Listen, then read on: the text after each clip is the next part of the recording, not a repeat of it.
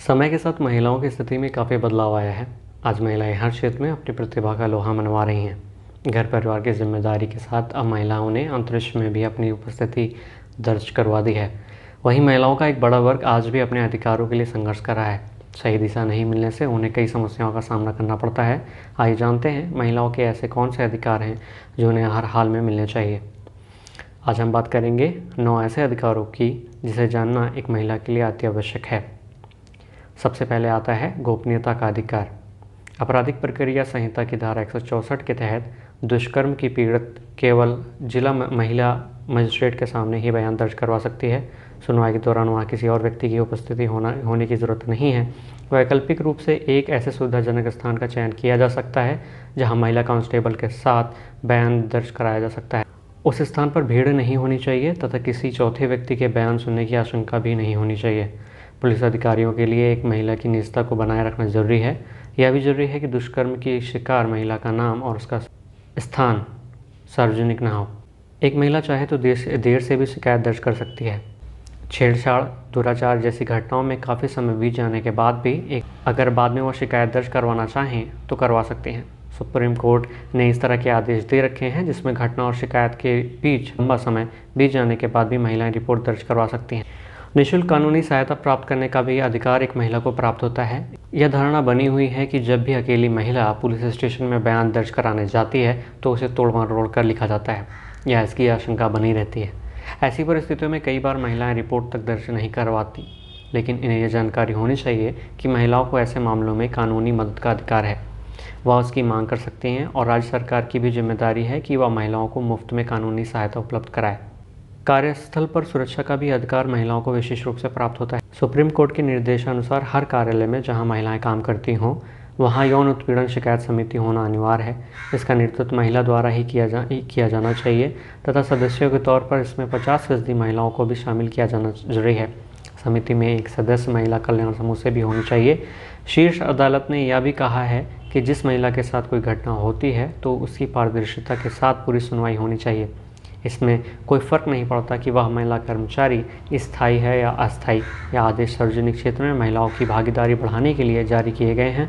कार्यालय में उत्पीड़न का शिकार महिला घटना के 3 महीने के भीतर समिति को लिखित शिकायत पत्र दे सकती है। यदि कंपनी में 10 या अधिक कर्मचारी हैं और उनमें से केवल एक महिला है तो भी कंपनी के लिए एक समिति का गठन आवश्यक है।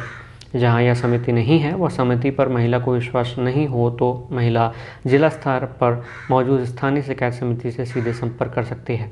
घरेलू हिंसा में सुरक्षा पाने का अधिकार भी महिला को प्राप्त होता है। कई बार महिलाएं इसी सोच से घर पर हिंसा को सहन करती हैं कि उनका घर टूट ना जाए, उन्हें घर से निकाल दिया जाएगा। ऐसे में वह अपने पति सहित ससुराल वालों की प्रताड़ना और मारपीट को सहन करती हैं।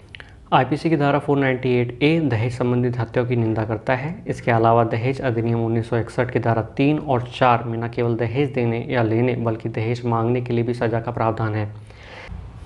इस धारा के तहत एक बार इस पर दर्ज की गई FIR उसे गैर जमानती अपराध बना देती है। शारीरिक, मौखिक, आर्थिक, यौन संबंधी या अन्य किसी प्रकार का दुर्व्यवहार धारा 498A के तहत आता है। आईपीसी की धारा के अलावा घरेलू हिंसा में महिलाओं का संरक्षण अधिनियम 2005 भी महिलाओं को उचित स्वास्थ्य देखभाल, कानूनी मदद, परामर्श, आश्रय, गृह संबंधित मामलों में मदद करता है।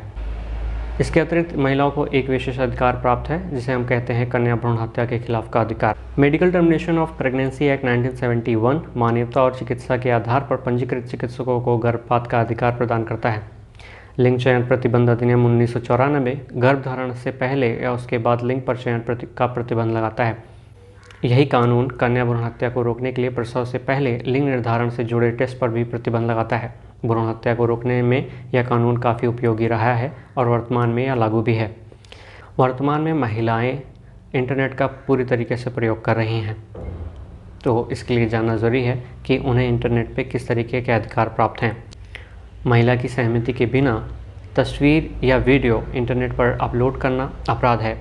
किसी भी माध्यम से इंटरनेट या सोशल मीडिया पर साझा की गई आपत्तिजनक या खराब तस्वीरें और वीडियो किसी भी महिला के लिए बुरे सपने से कम नहीं होता।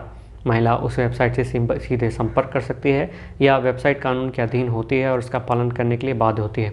इसके लिए महिला अदालत का दरवाज़ा भी खटखटा सकती है।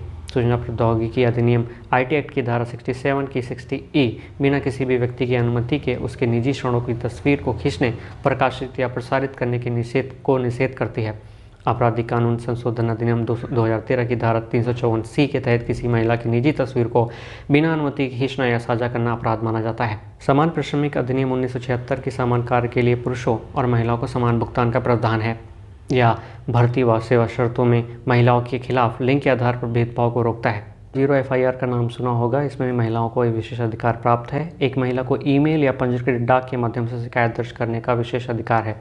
महिला यदि किसी भी कारण से पुलिस स्टेशन नहीं जा सकती तो वह पंजीकृत डाक के जरिए अपनी लिखित शिकायत थाने तक पहुंचा सकती है। इसमें पुलिस उपायुक्त या पुलिस आयुक्त के स्तर के वरिष्ठ पुलिस अधिकारी को संबोधित किया जाना आवश्यक है। वहीं दुष्कर्म पीड़ित जीरो FIR के तहत किसी भी पुलिस स्टेशन में अपनी शिकायत दर्ज करवा सकती है। कोई भी पुलिस स्टेशन इस बहाने से FIR दर्ज करने से इनकार नहीं कर सकता कि वह क्षेत्र उसके दायरे में नहीं आती है। इसी तरीके की वीडियो देखने के लिए लाइक करें, शेयर करें। धन्यवाद।